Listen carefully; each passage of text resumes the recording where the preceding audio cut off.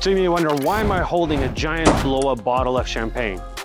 Well, we're here to celebrate the closing of our latest listing in Op Hill. I gotta tell you, this was a challenging sale. It took us over a year to sell this property. And I'd like to share with you exactly what we did, our struggles, challenges, and everything that you typically don't hear when we're posting closing sales within a week, top dollar earned for our clients. It's not always a great success story. Yes, we ultimately sold the property, but it took us over a year and a half, and I'd like to share with you exactly what we did to make sure that that happened within that time frame.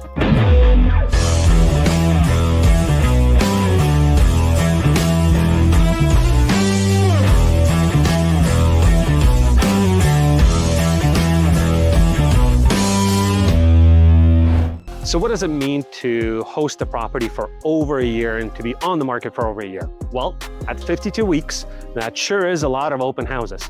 As you can see, this thick stack represents and shows every single open house sheet that we had for every time of the day.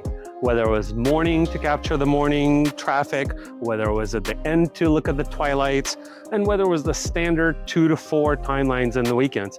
And we tried it all. We tried it 1 to 3, we tried it 3 to 5.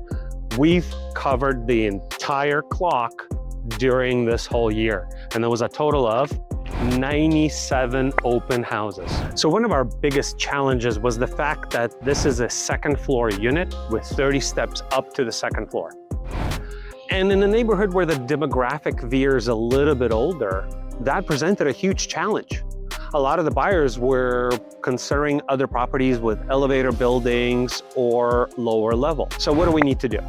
Well, we needed to bring the younger demographic to showcase the amazing, spectacular property. How do we do it? Well, we took our open house signs and we didn't just put them out front. We specifically scoped out the nearby cafes and brunch places that may be further out, whether it's 8, 9, 10 blocks further out, neighborhoods like Polk Gulch or Russian Hill. And we put the signs out there right before our open houses, and that exactly is what brought us a different demographic to our open houses. So making sure that we're not just putting signs right out the front door, we're specifically strategically figuring out where are we gonna get most eyeballs. That was really the main goal, to get the most eyeballs on our property, to bring as many people to the door as possible. And it worked. So what was the trick? What finally did it?